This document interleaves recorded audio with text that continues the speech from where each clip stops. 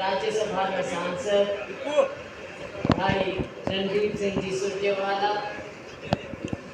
असम से हमारे विधायक भाई शमशेर जी कोगी,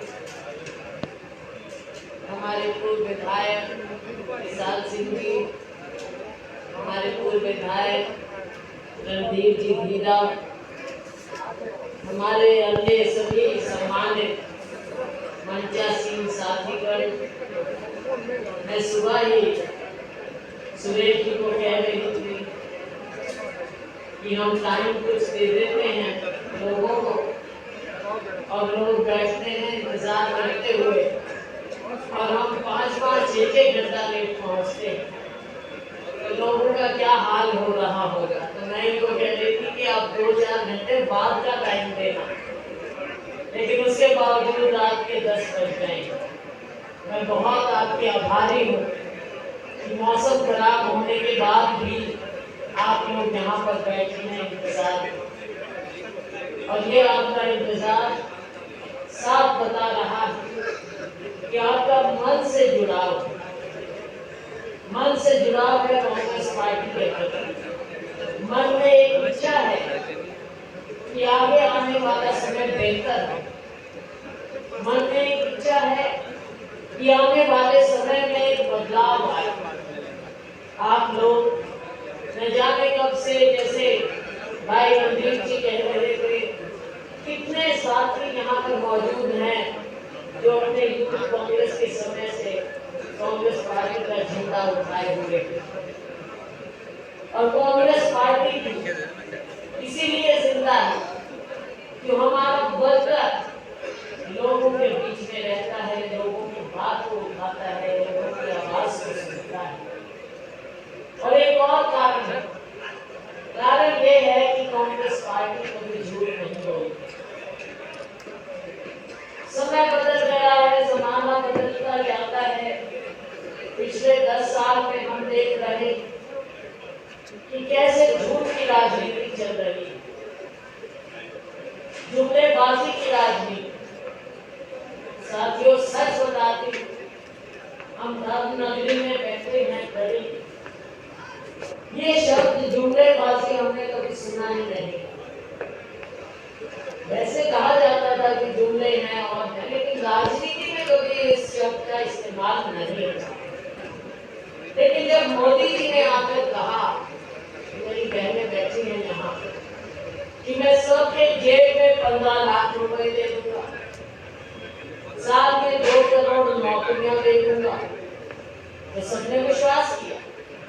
क्योंकि हमेशा राजनीति में और ऐसे मंच पर अगर बड़े लोग कुछ कह देते थे तो लोग समझते थे कि ये सच कह रहे हैं और ये होगा। लेकिन जब समय आया, ना 15 लाख ना नौकरियां, कुछ नहीं, तो लोगों ने पूछा, माननीय गृह मंत्री जी से, अमित शाह जी से पूछा कि क्या हुआ। आपने कहा था कि विदेशों का सारा काला धन वापस लाएंगे और सबके जेब में, सबके खाते में 15 से 20 लाख देंगे, तो क्या हुआ। तो उन्होंने कहा ये तो चुनावी जुमला। साथियों, सबको बड़ी हैरानी है, चुनाव के समय इतनी झूठ।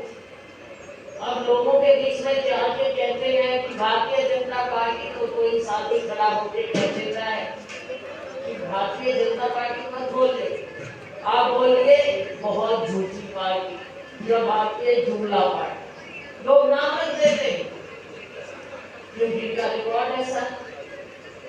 तो साथियों, मेरी माताएं बहनें बैठी, याद दिलाना चाहूंगा, कांग्रेस का समय था, यूपीए का समय, गैस सिलेंडर 410 रुपया। आज के दिन 1100 कुछ कर दिया, चुनाव आए 200 कम किया, 900 रुपया कर दिया।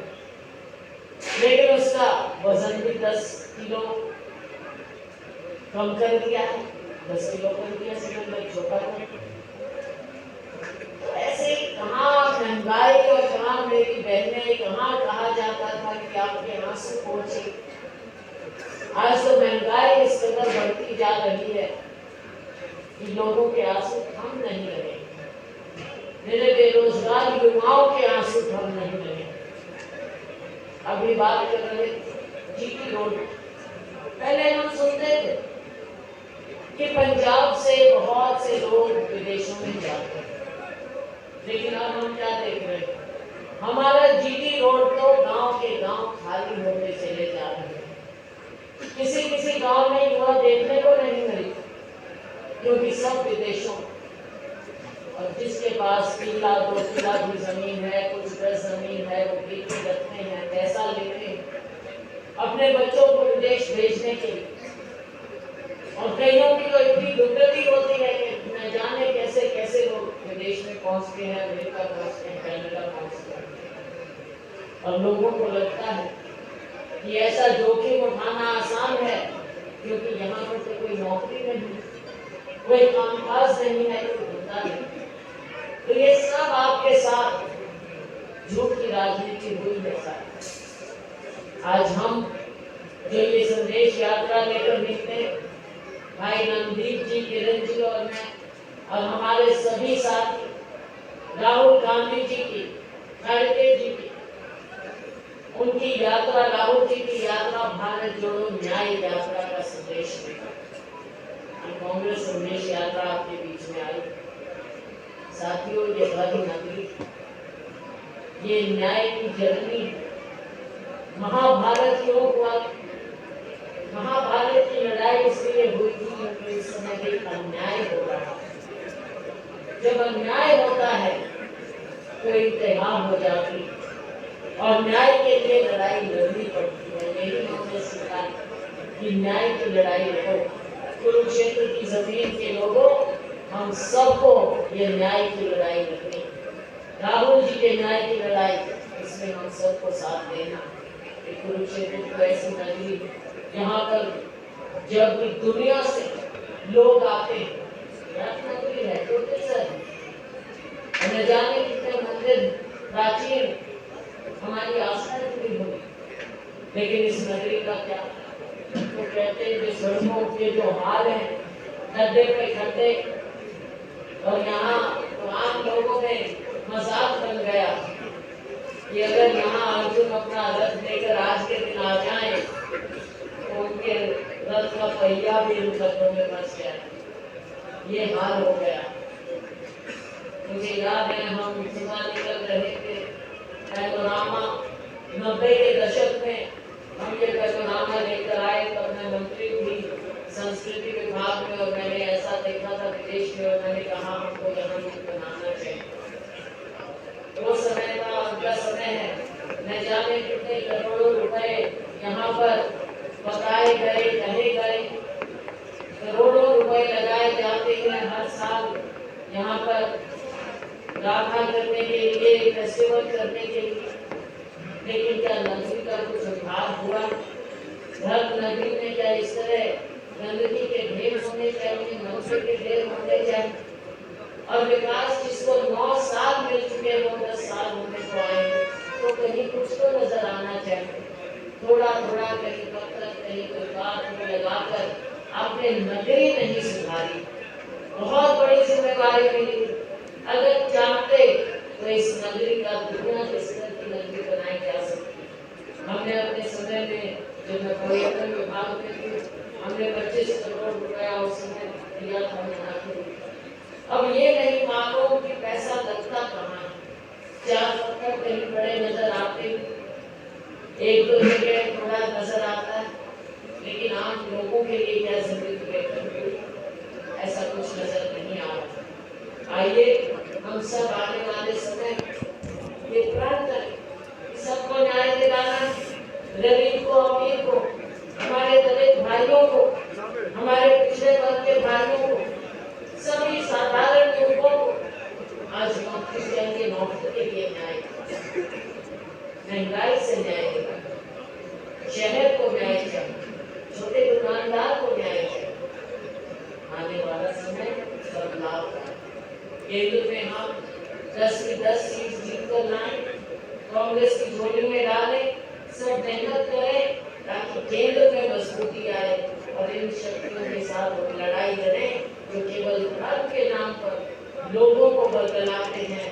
कभी मंदिर बात करेंगे, कभी भगवान राम की बात करेंगे। आप सब जानते हैं कि चाहे भगवान कृष्ण हो, चाहे भगवान राम हो, वो हम सब के दिल में बसे हैं। कोई भारतीय जनता पार्टी के मोहताज नहीं है कि वो हमको भगवान राम का नाम लेना सिखाएंगे। तो चुनाव के समय इन सब बातों से आपने सबको चेताना है और असली मुद्दों पर लाए।